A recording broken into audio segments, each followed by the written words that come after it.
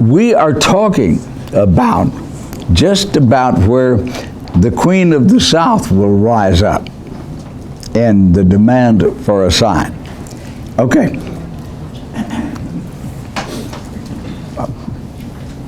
Mike and I have talked about this quite a bit. The sign of Jonah and the sign of the Queen of the South. What was her name, by the way? Sheba. Are, in modern terms, Saba.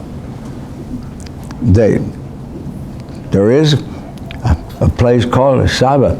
In fact, if I'm not mistaken, it is the capital of one of the Emirates on the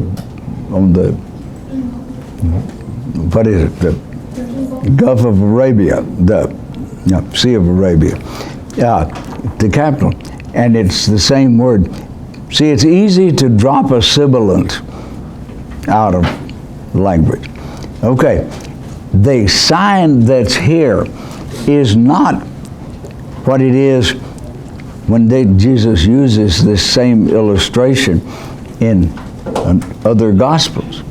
Here, the sign is the fact that Gentiles heard the Word of God and repented.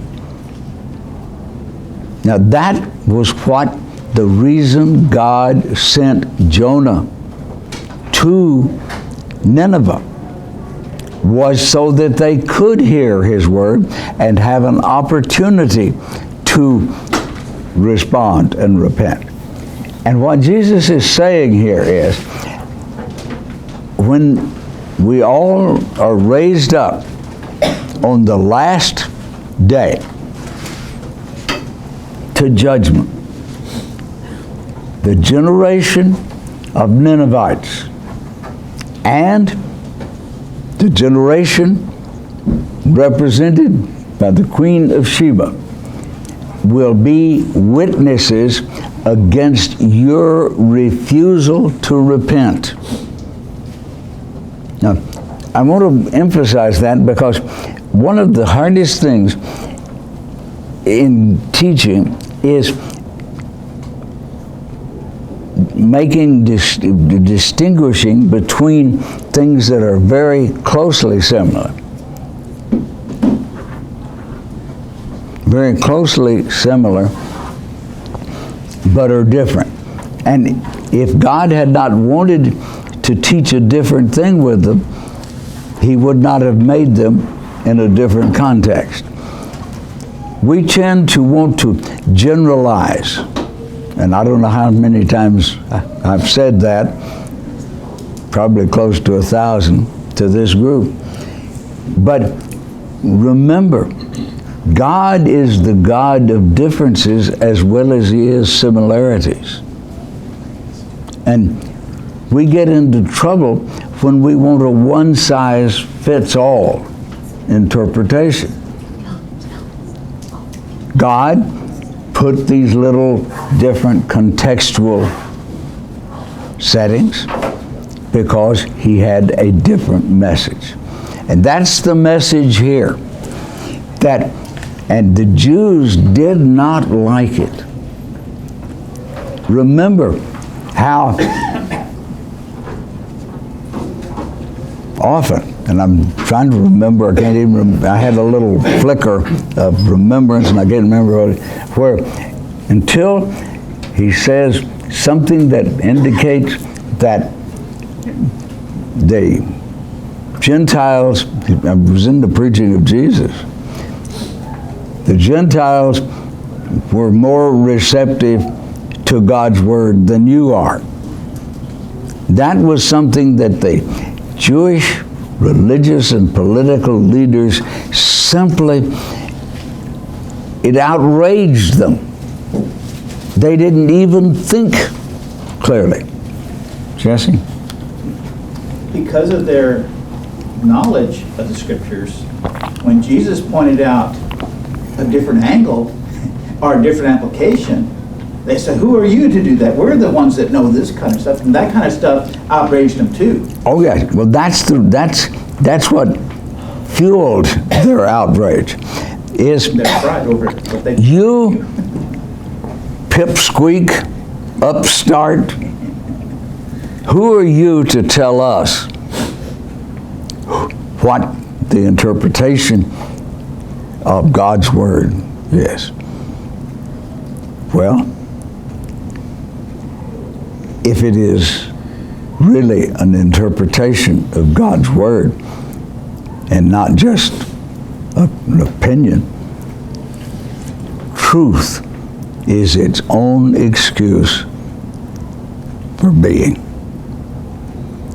I wish we could get that in our heads. There's no other reason necessary to justify a statement other than it conforms to the teaching of God's written Word. And we will always get in trouble if we start thinking about other reasons for doing it. You know, well, that's a really efficient way to do it. Randy used the word efficient today in the same context I'm using it. That it doesn't make any difference whether it's efficient or inefficient. It doesn't make any difference whether it's pleasing or unpleasing. No other considerations ought to be given than is it an expression of the will of God. And if it is always proper to give it. Now, that's not going to win you friends and give you influential people in your life. But it is certainly going to put you on the side of the angels. And where better place to be? Okay. And note this, one greater than Solomon is here. Now, who is greater than Solomon? Jesus. What? Jesus. Jesus. He is, notice, he always wants to get that little lick in. Now, by saying it that way, it might make it sound like he's vindictive or something, but certainly not. Can't think of any of it, but what he wants to do is always take every opportunity to set them straight. He wanted them, the thing that kept them from seeing God in Jesus was they didn't expect God to be in Jesus. And he wanted them to see that. The kingdom of heaven is right here among you, because I am among you. A greater than Solomon is here, because I am here and I'm greater than Solomon. So, keep that in mind. The inhabitants of Nineveh will rise up at the judgment with the people of this generation. Now, that doesn't mean that the people of the generation of Nineveh and the people of this generation will be on the same side. It means we will all be raised together. This is the idea that nobody escapes the judgment.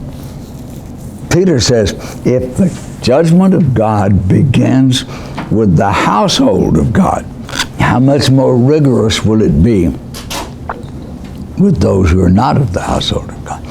That's all this means, is everybody. Nobody will escape the judgment. Now that scares the pants off of people, many believers. But it should not, because our verdict has already been declared. Now that's what it means to be justified by faith. It means the verdict is in. And the verdict is what? Not guilty. Now, that is the gospel in a nutshell. But it is so contrary to what our feelings often are that we find it extremely difficult to believe. But friends, that's what the gospel is all about. All the work has been done. Whatever it needs to be done to produce a not guilty verdict in your case has already been done by God. Jesus. There's nothing left that you can or could do. So just quit trying and let God take care of it. What is it? Leave the driving to us? That was the slogan to Hertz, wasn't it? Yeah. Something like that. Anyway, I like to be able to take these little metaphors from ordinary life to try to find one that will speak to you uniquely.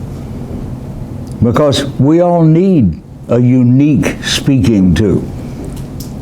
What moves me, what motivates me, may leave you indifferent or even negative. And that's not bad. You're different than I am. And in some ways, you ought to thank God you are. In some ways, meh.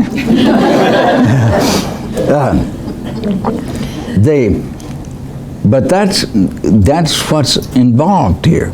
We're all going to be judged, but our verdict has already been registered. And where is it registered? Book of life. In the book of life. That's one word. In the Lamb's book of life, if you want to use another description of it. It's in, all of that is in, those are descriptive terms in the heart of God. And what is written in the heart of God is not going to be changed. Now, you can get into free will and determinism and all kinds of philosophical quandaries. But folks, the gospel is as applicable to ordinary people as it is to philosophers. And you know what? As ordinary people or as philosophers, we're equally inadequate. But God is adequate. What is it? Our God is able? Believe that. Live it. Accept it. Make your decisions on that. Just trust in God. You know, it's so easy to say, trust in God and everything will be all right. Well, one of the things that Randy and Max are exemplifying in this 30-week Believe session is that it's one thing to make a statement about something, and it's another thing to know how to apply it to our lives. That's what Believe is all about.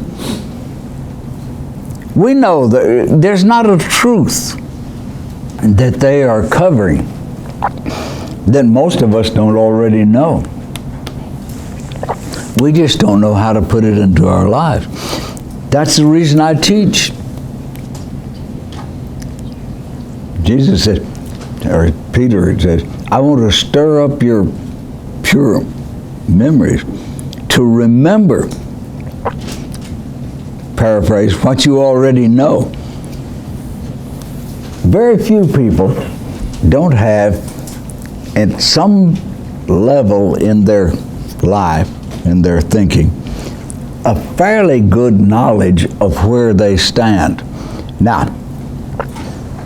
that doesn't mean that we don't flip over here and beat the heck out of ourselves, flip over here and think we got it made.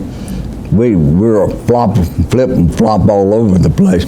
But in those quiet times, we have a pretty good idea. What we need is to appropriate the promise of God that I've taken care of that and get on with the business of living our lives. One of the passages in 1 John that really addresses this to me, 1 John 3:19 and following. This is how we know that we belong to the truth, and how we set our hearts at rest in His presence. If our hearts condemn us, we know that God is greater than our hearts. He knows everything. Dear friends, if our hearts do not condemn us, we have confidence before God and receive from Him anything we ask. Okay. Thank you, Jesse. I was trying to recover that passage and it wouldn't come. So, God can even use Jesse. For everybody's sake, I hope He can. Yeah. And What was So- the scripture, John? what? What was the scripture? That was 1 John 3:19 through 22. That is one of the great, the book of 1 John is full of great promises. But anyway, let's get back to this. And note, one who is greater than Jonah is here. I was thinking in terms of this being an echo of what we find in the book of Hebrews, where he begins with He's greater than angels, He's greater than Moses, He's greater than the high priest, He's greater than the priesthood, He's greater than the temple. In a sense, that's the same thing. You know, maybe the writer of Hebrews got that from. Here's the thing.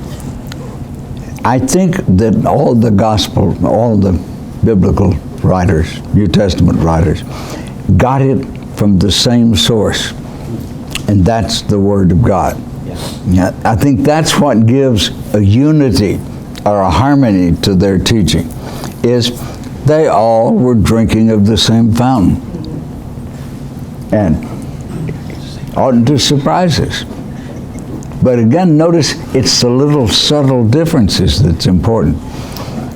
Paul had one way of stating this, and since I'm working on the book of Romans right now, which will probably be my last major book to study that way, the writer of Hebrews had a slightly different. Now I can see how the older scholars in the early centuries of Christian life could think they were saying the same thing, because they were as guilty as people are today of smearing out the differences. But we do that at great danger to our spiritual growth. We need each nuance, because we're different at different times. We're different people. We need different things at different times in our lives. And if we smear everything out to peanut butter and jelly, where are we going to get the sustenance that we need at a particular time in our life? So, not only accept the differences, glory in them. Keep asking God, God, what do you have in for me in this difference? Don't have the hobgoblin of small minds, which is can't even remember how you said it. It's some kind of a consistency. In other words, to be consistent, we miss the point. We want it all to be harmonized. Well, only God is big enough to harmonize a universe as big as ours. We can't. So just enjoy the ride. Enjoy it. Say, what do you have for me? That's not self-centeredness. That's what God wants you to do. I will meet your needs. Seek first the kingdom of God and His righteousness, and these things will be yours, or you will have all these things. Now, that is not a promise that 2 chickens in every pot, car in every garage, and $1 million in your bank account. Not carte blanche. What? Not carte blanche. No, it is that your needs will be met. God never promises us any more than what we need. Now, Satan is over there and say, he could give you more if he wanted to. You know what? That's a perfectly true statement. But Satan is not doing it for its truth value. He's doing it because it'll tempt you. Whether you fall that's up to you. God doesn't want you to.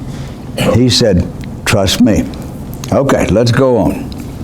No one lights a lamp and hides it in the cellar or under a bushel basket. Now, what on earth could Luke have in mind to follow a pericope about Nineveh and the Queen of Sheba, Solomon, with one about lighting a light?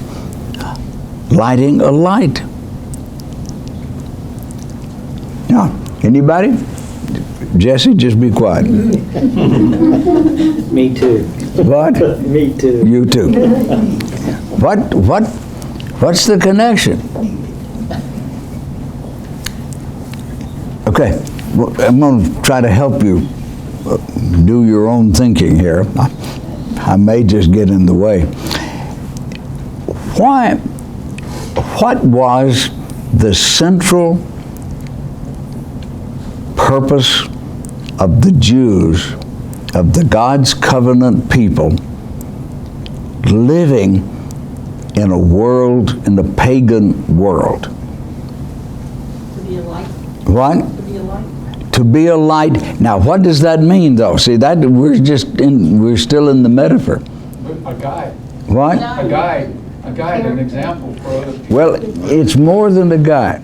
It is a guide. They were set apart and they were different. They were completely, totally Yeah, different. but why? What was their function? To draw Share the good people to news. God. What? To draw people to God. No, they Share were the good to news. shepherd. So that God can see, so that people can see your good works and glorify God.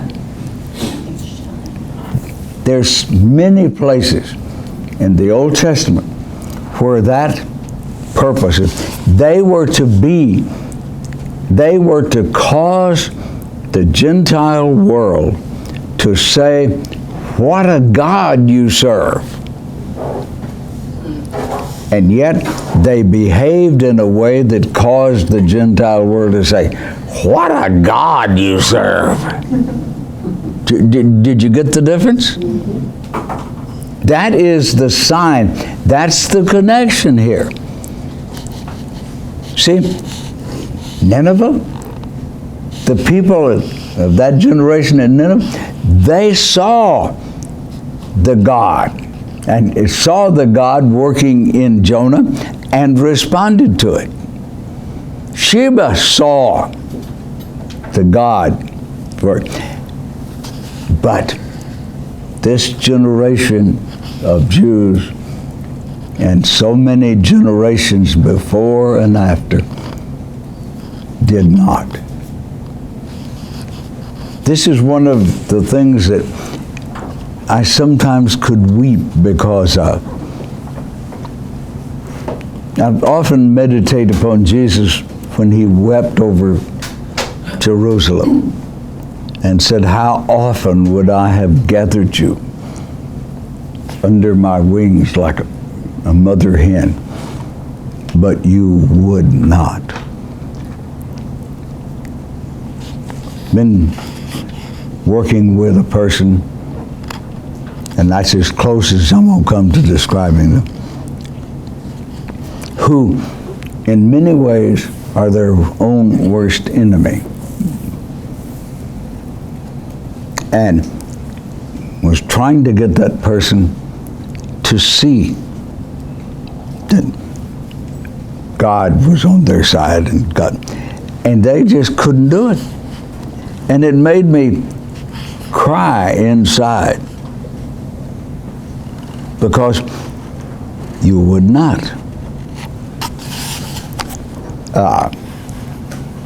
Gonna get away from that.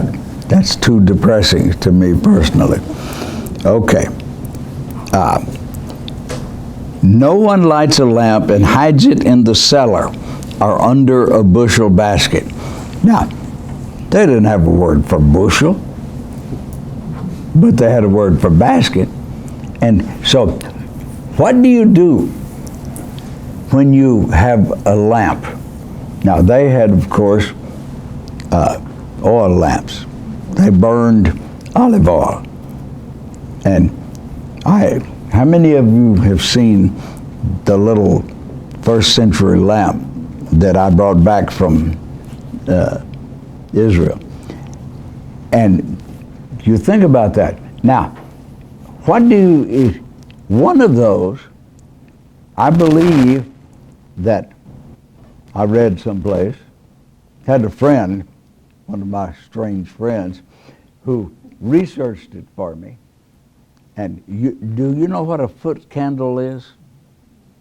A foot candle is the amount of light that one candle will show 1 foot from it.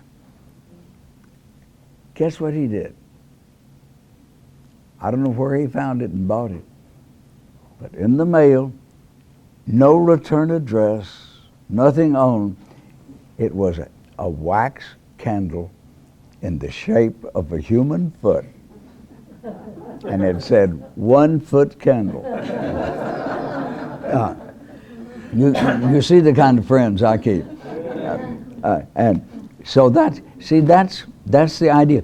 One of those would not light a room very much, but they would do what with them? They would put them on a lampstand. They wouldn't put them under a basket. They wouldn't put them down in the cellar. If you want light in a room, where do you put the light? What? Yes. And you put it up where it can be seen.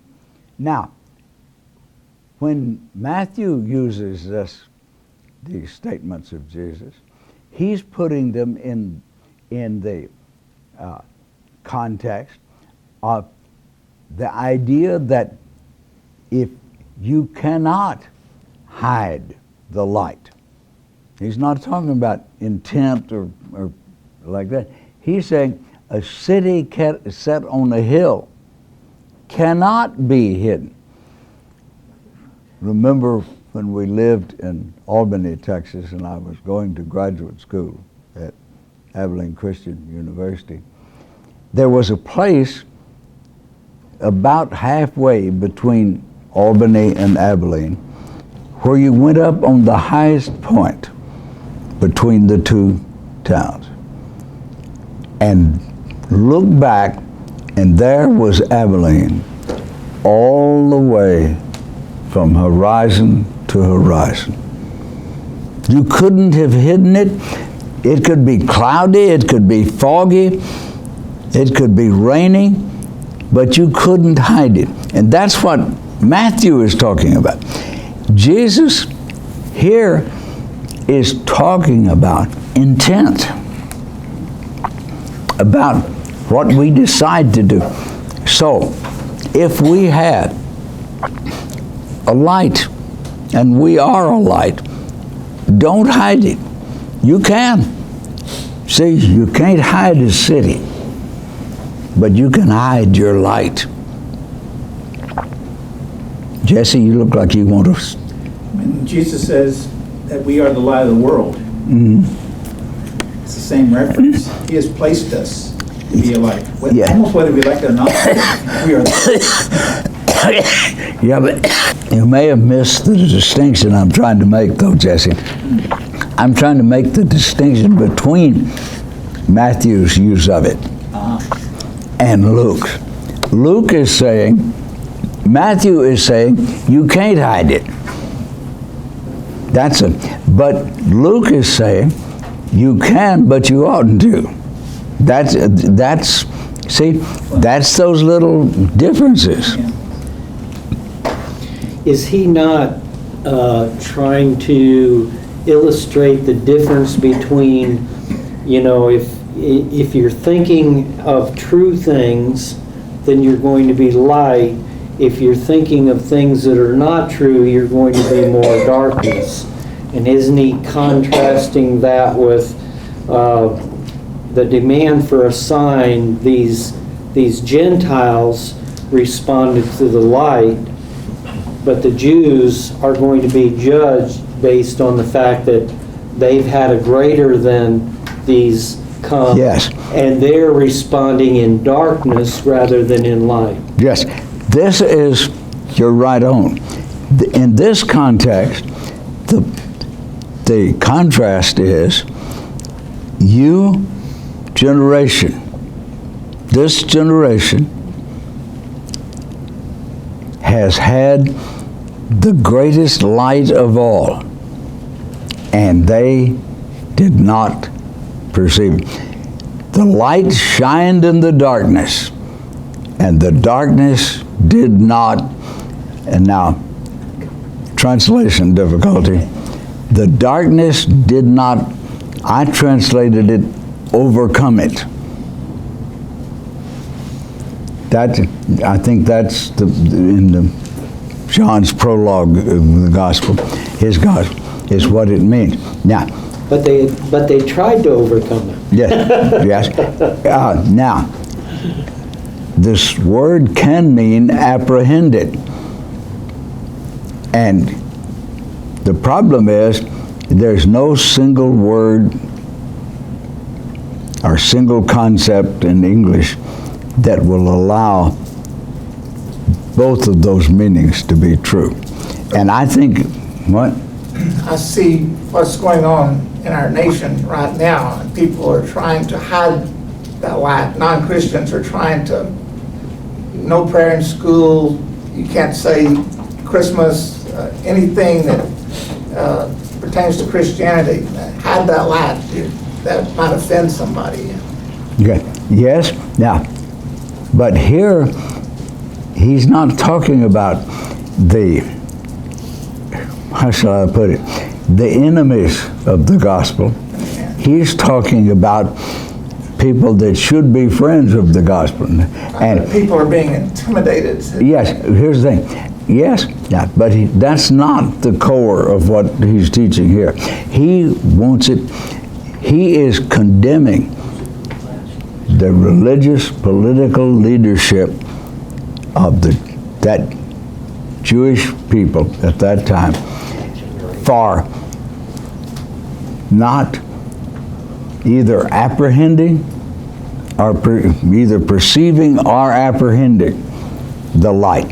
The light is here, but you're still living in darkness. And that's the important. He came to his own, but his own did not receive him. Yes, Mike. There is a gender difference in the words. He came into his own things, Right. neuter, and his own people. And that's exactly what he's talking about here. See, he came in by right of creation. Jesus came into a world that he created. But the people, his covenant people, did not perceive that. And you know, I wonder sometimes how that might apply to you and me. I wonder how often the light is shining in our lives, illuminating the right path, saying, "Come to me," all of that, and we don't even see it. Again, that's a place to pray. God, help me see where the light of Jesus is shining. Amen. There are times when we truly don't see, but there are other times when we make an effort not to see. Oh, And I think both of those are kind of mixed in this idea. In other words, they should have and could have accepted Jesus, but they did not want to. You know, but it took an effort to go against what was so but, easy to do. but you would not. To go back to that, see, sometimes my dad used to, in a different context, say, lazy people expend twice the energy to keep from working that they would have needed to spend to be successful. And that's spiritually true. We fight harder. What was it Jesus said against to Paul on the road to Damascus? You're fighting against the goad. I've sent goads into your life. I've prodded you. It's an ox goad. And they were sharp. And I've been doing that for years. Saul, why are you still doing that? Now, that doesn't mean that every bad thing that happens to you is because you rejected it. No. But if some bad things are happening to you, it might be a wise thing to do to ask Lord? Point? Yeah. Have I been missing the point? That's a pun. Yes. Okay. Let's get back to this. What you see, but puts it in a lampstand so that it can be seen by those who come into the room. Now, you can over detail this. It just means you put a light in a room so that people who come into the room can see. What you see is what illuminates your body. Now, this is, you can read that, smash it all together and miss the point. In other words, what you see by the light, the spiritual light of Christ, is what illuminates your body. Now that means how you perceive Christ determines how your life will go. That again is what the belief series is all about. What you... So the you and the your, and that, because I was perceiving that a different way, but the you and the your in that sentence is the same person, right? Yes. I see illuminates my body. That's right. Okay. Yeah, it's difficult. That's the reason I said if you kind of smear it out, you'll miss it. You have to see what he's doing. In other words, whatever you perceive by your perception of the light, then determines the way you will live. Is that what you? Okay, I want to get that. Why translate body instead of life? What? Why translate body as body instead of life? In other words, it says, then your body, why does it say, then your life will be full of good things? Is there a reason for that word? Because The word is definitely body. Okay? It means body. And this is to emphasize that we are never outside of our body. This is to make sure we don't make that distinction between body and spirit until bodies are unimportant and spirits are all important. It is what, now, I could have translated it life, but life is a different concept, and I couldn't find a word. Again, sometimes there are just not any words. Now, let's put it this way. Even though my working vocabulary is about 80,000 words, in that 80,000 words, I couldn't find it one. And what I don't know, I can't use. I'm limited. I think it's important for Jesse and the rest of the class to understand that the Jewish understanding of body was holistic. Yes. It includes the body, mind, spirit, everything is one, and it's not divided up like the Grecian philosophy. Yes. Thank you, Mike. So even Luke recognized that. What? As a Greek, even Luke recognized that. Yes. Yes. Remember that even the Gentile believers were thoroughly immersed in the Jewish Old Testament. And I think as Christians, we do have a glow about us.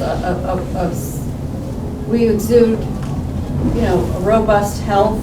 Even if we're not healthy, you know what I'm saying? That there's something physically different and attractive, I think, with Christians. I remember once somebody commented, I think it was a guy commented to me, he said, "You Christian women, man, you guys have a glow about you that you look good, you don't even have to wear makeup like, non-Christian." I mean, he noticed like a physical sort of just, which I'm not saying don't wear makeup, okay, but but just like he noticed a difference in Christians. I will they have a glow about them, like something. I'm going to tell you, when my first experience of that,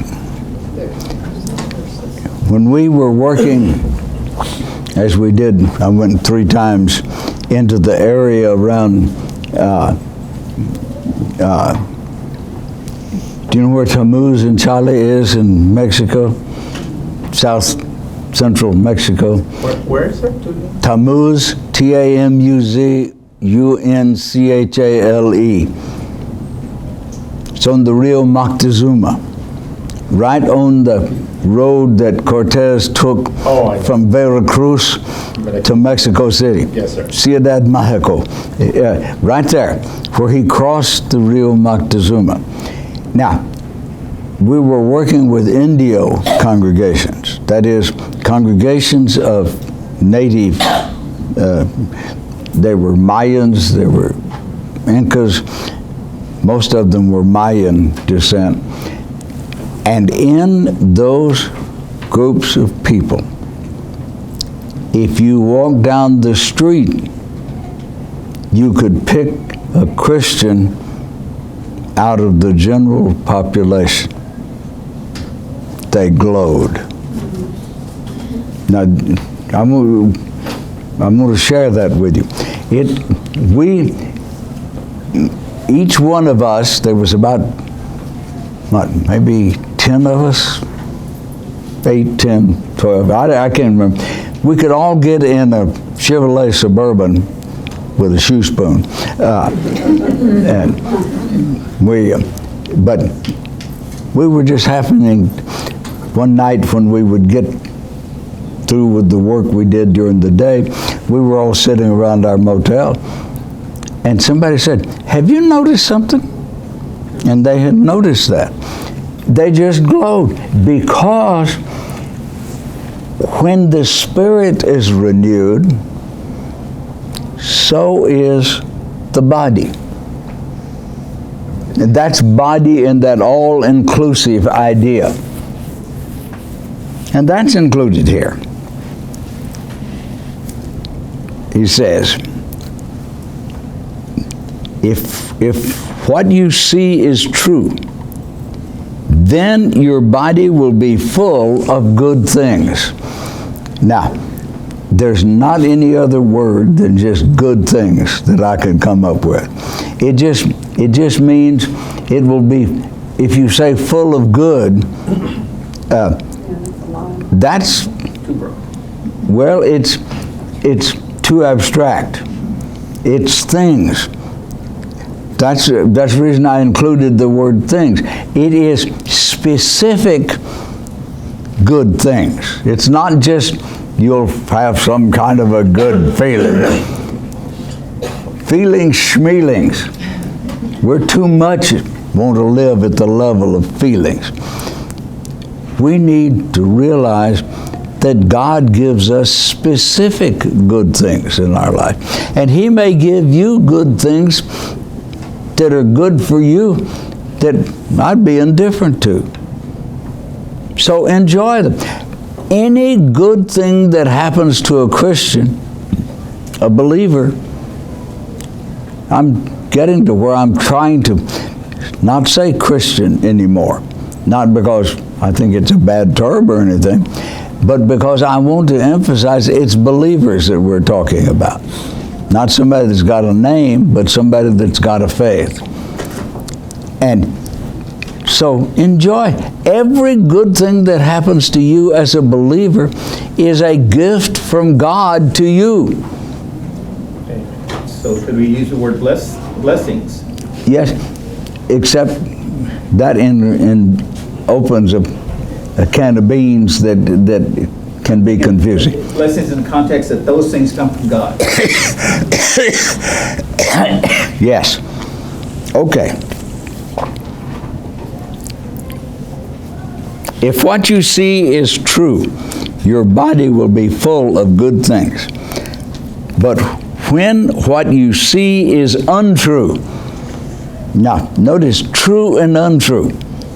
We're back to that same theme that we've talked about before. True and untrue. If it's true, it's valuable. But if it's untrue, then your body will be full of bad things. That can be diseases, that can be feelings, that can be attitudes, that can be holistic again, Mike. I can't help but think in terms of the fact that he is emphasizing their unwillingness to realize who he is and what he is. Mm-hmm. And he's saying that if you're walking into a room and you have this light and you see me as good, then you'll have good things. Mm-hmm. But if on the other hand you're seeing me as untrue, him being true or him being untrue, mm-hmm. then you're going to be filled with bad things. That's exactly the condition of the Jewish political and religious leaders. They called him Beelzebub. What? They called him Beelzebub instead of recognizing him as the Son of God. Yes, we're going to get to that someday. But anyway, notice it's in this context. This is a polemic. It's not accidental that Luke includes as the next pericope denouncing the Pharisees and those authorized to interpret the law. This is just a transition pericope leading to that. And notice, one of the signs that you are into the narrative flow of a book of the Bible is that each pericope is where it ought to be. I can't think of any other way to put it. You will see that that's what the author was doing. Each one of the gospel writers were limited. They had the same body of pericopes. And all they could do to teach what they wanted you to teach, to learn, is to arrange them in a certain order. And so if you don't see why the order is there, you are not paralleling your mind with the mind of the gospel writer. And that's one thing I have learned. And so another thing I have learned is the clock is no respecter of persons.